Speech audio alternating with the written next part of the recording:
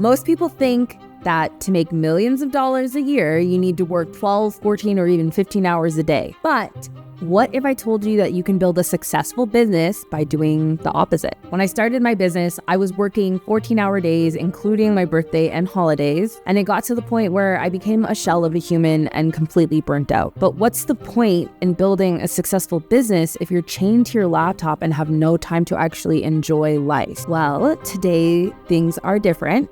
I work 5 hours a day and make more money than I ever have, and have the freedom to work when I want and where I want. But this didn't happen overnight. I spent months studying the best productivity systems and rebuilt my business brick by brick. What I realized throughout this process is that people create systems, and then those systems recondition us. Today, I'm going to show you the productivity principles I use to get more work done in less time than 99% of the population. 1, time design. 2, hyperfocus. 3, systemization. And 4, delegation. I'll explain exactly what each of these principles means and how to execute them so you can build a business that works for you and is not a giant hamster wheel. Big shout out to Sam Korkus, the CEO of Levels. Sam is one of the most productive people on the planet and built Levels to a valuation of over $300 million. He spent 2 years building his business in public, and the strategies he shared during that journey truly changed my life. Those strategies inspired this video. When I started out as a founder, I had the terrible habit of overcommitting myself. This is a pretty common mistake made by founders because by nature, we are ambitious people. But overcommitting became a really toxic habit in my life because it would cause me to miss deadlines and disappoint people. It would also cause me to have this dark cloud hanging over my head with all the tasks I had agreed to. And as a result, I would never be fully present on my current task and my quality of work would suffer. Now, I defeated the habit of overcommitting when I learned about time design. And the first step of time design is killing your to-do list. To-do lists are an ineffective way to manage time because they don't have constraints. They make you overly optimistic about what you can get done, and when you fall short, you become demotivated. Instead, I started using my calendar as a time blocking tool.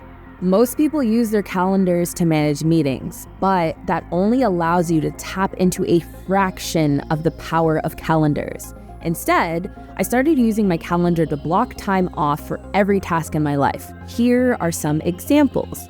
I specifically block off time 2 times per day to answer my emails, once in the early afternoon and once at the end of the day. Most people treat communication as an afterthought, but it's really one of the most important tasks you have as an entrepreneur.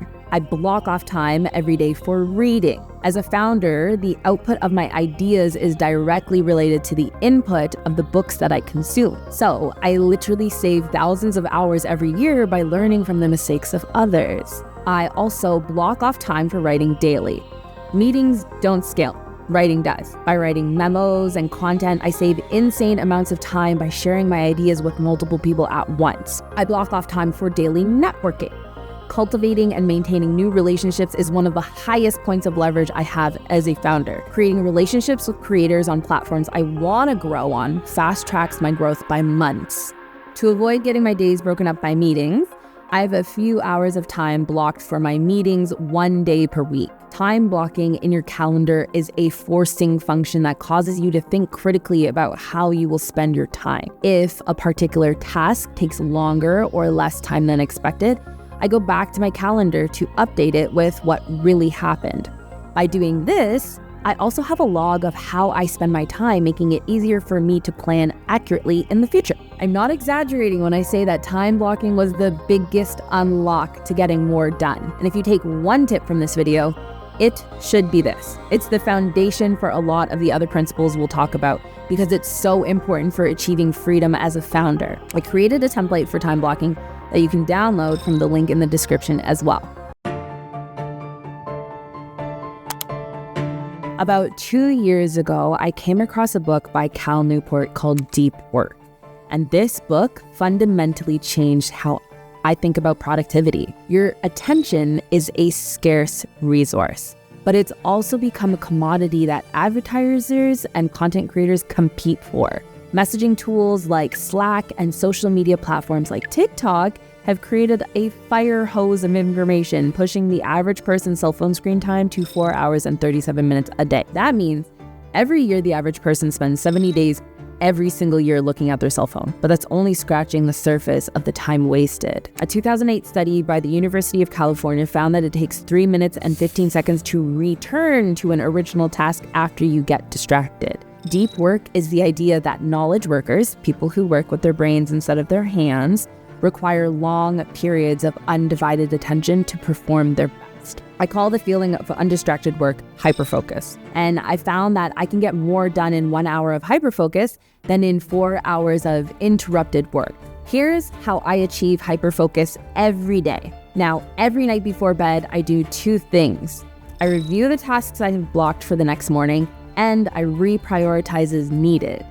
Now, when time blocking for hyperfocus, I always batch similar tasks together to avoid wasting time switching between unrelated tasks. Then, I lock my cell phone in a drawer in the other room. I also never schedule meetings during the mornings. When you wake up, your brain is rested and ready to go. You don't want to waste that heightened state of performance on dopamine hijacking activities like meetings, answering messages, or scrolling social media. Instead, you want to use it towards your highest leverage tasks. When I wake up in the morning, the first thing I do are step outside and get sunlight. I do this because natural light signals your body to reduce melatonin production, which is the hormone that makes you sleepy, and increase cortisol levels, which help you wake up and stay alert. Then I go to my laptop and start working on the highest leverage tasks I have. The high leverage tasks I focus on fall into these categories. Number 1, writing for audience building. Having a large personal brand gives you a direct line of communication with potential customers, making it exponentially easier to launch and scale products. 2, writing memos. Clarifying your strategies in memos helps you sharpen your thinking, clarify how you'll execute, and avoid repeating yourself in unnecessary meetings. And 3, creating systems. As a creator and founder, it's really easy to forget that you are not your business. If you're handling every deliverable yourself, you're not a business owner, you are a freelancer. And I forgot this myself and fell into this pattern thinking I needed to handle every task myself. This resulted in probably the most stressful period of my entire life, where I neglected my well-being and hit a wall in the growth of my business. But eventually I realized that my job as a founder is not to make things, it's to make the systems that make things. To start building systems, first you need to identify the core activities that drive your business. The easiest way to do this is to start by creating a flow chart that makes the process clear and visual. If you add a core activity to the flow chart and realize it's unnecessary, you'll want to eliminate it. You never want to optimize something that can be eliminated. You want your processes to be as simple as possible while still creating quality outputs.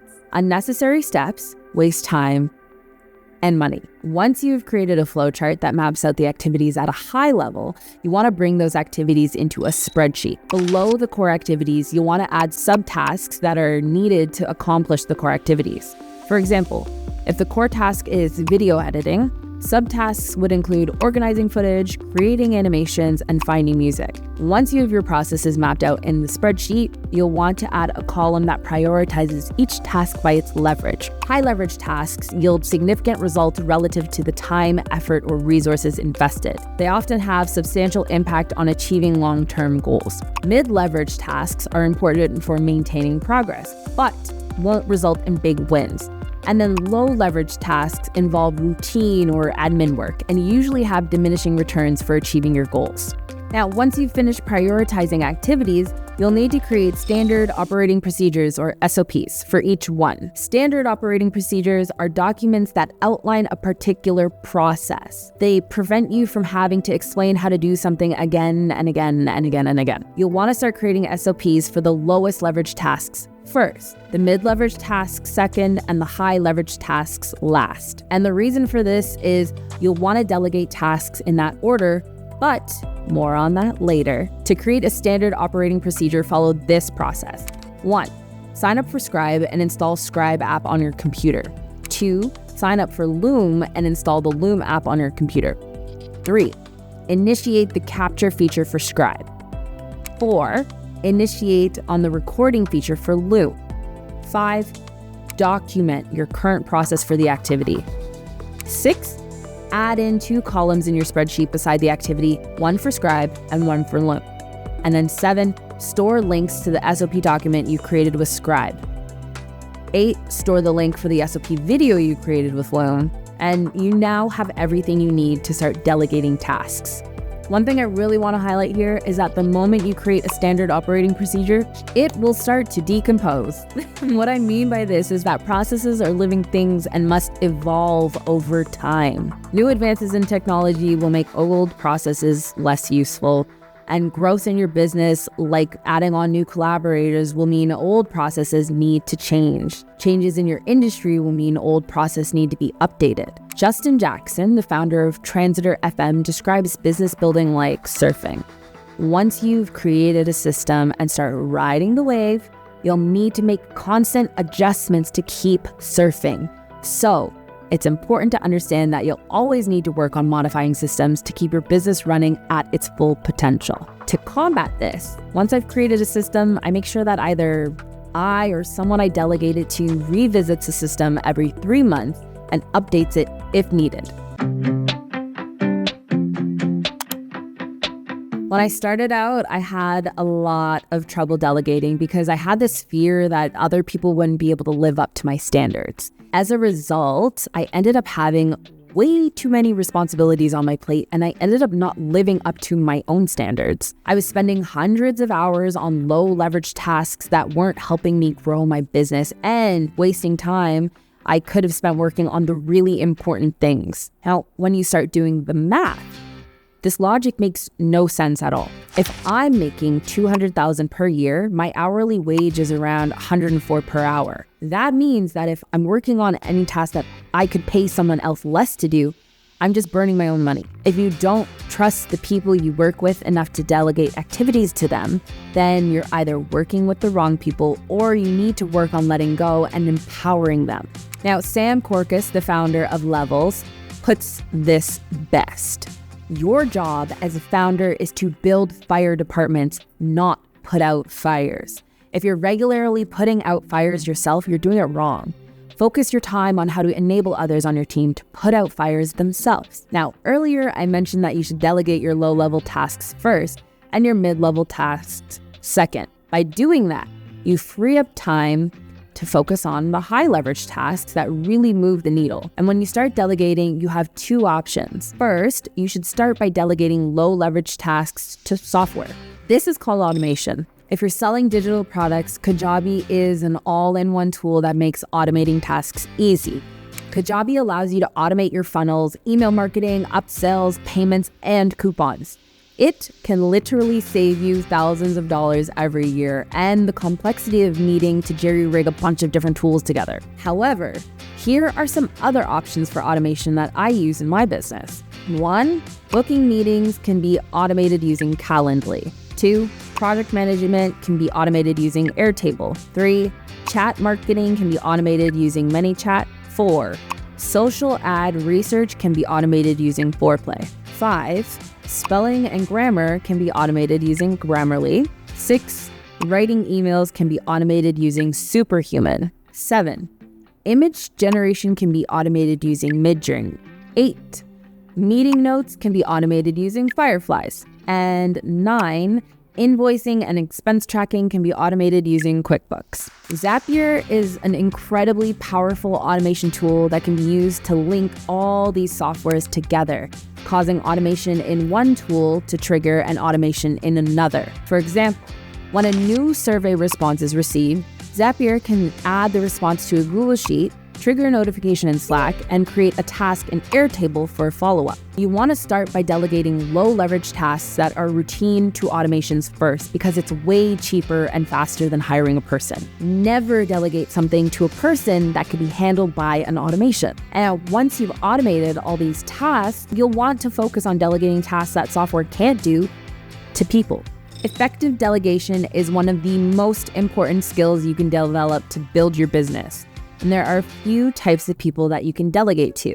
The first two I don't recommend for early stage entrepreneurs, but the second two are perfect for businesses of any size. Number one is agencies. Agencies are best for specialized, complex tasks that require multiple people. They're best used when you don't want to build out an internal team. For example, if you want to fully outsource SEO, you need an SEO strategist, content writer, content editor, and a designer. You should only be hiring agencies if you are an established business doing a lot of revenue. They are expensive because they save you time, bring strategy to the table, and won't need any training. Number two is freelance specialists. Freelancers are best for solving specialized deliverables that require just one person. For example, designing YouTube thumbnails. You should only hire freelancers for specific projects or as some contractors to handle pieces of a larger project. Like I mentioned, for entrepreneurs starting their journey, these options probably won't be within your budget. So instead, you'll probably want to focus on the other two types of people.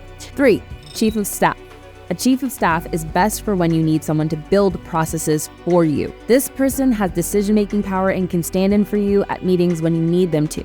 This person can create solutions for you if you bring them problems. And then lastly, executive assistant or virtual assistant. EAs, also called VAs, are best used for simple, well-defined tasks for which you will supply a process. For EAs, you need to give them the solutions and you delegate the execution to them.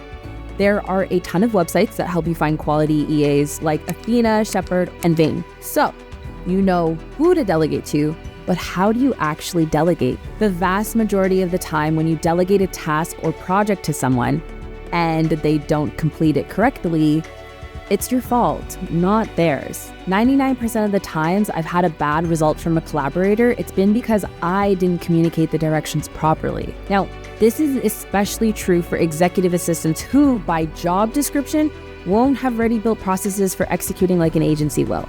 But EAs are by far the most cost effective, and if you use them right, will give you a massive competitive advantage. So here is how to do that. Start by creating and sending the EA a Loom video walking through the task. And we talked about this earlier. You want to list the requirements for the task and give them access to any resources they will need.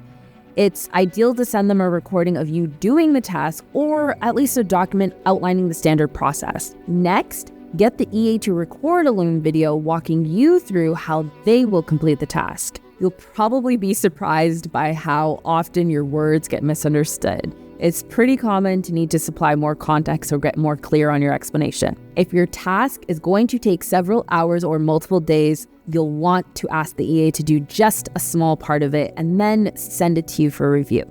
For example, they spend maybe 30 minutes on a partial implementation and then you review it to make sure it's going well. Have the EA record them completing the task. Then you review it and provide feedback. You want to repeat this until you are 100% confident in them handling the task alone. Now, while doing this requires a few minutes per day, giving feedback will be exponentially faster than handling the task yourself in the long run. Have your EAs always record their tasks. If there's ever an issue, you'll be able to identify what went wrong in the process and help them solve the problem. Store those recordings in a spreadsheet that logs the EA's daily work too. Now, if there are certain tasks you're not totally comfortable handing off, like responding to emails on your behalf, you'll want to put an approval layer there. Have the EA draft responses and send them to you for approval before sending them off on your behalf. When first training your EAs, never rely on them to have everything perfect the first time around. For example, don't rely on them to have a pitch deck ready for a client meeting. You want to work up to that. Only rely on their output when they are fully trained. Most videos offer surface level advice to entrepreneurs when it comes to productivity. But if you implement these tactics into your business, I guarantee that you will work less and win more. But you need to understand that some business models are naturally built to give their owners maximum freedom of time and freedom of location. That is why I created a video on the one-person business model to show entrepreneurs it's possible to build a 7-figure business without employees, inventory, or overhead. But if you want maximum freedom as an entrepreneur, watch that video here. And thanks for watching. I'll see you in the next one.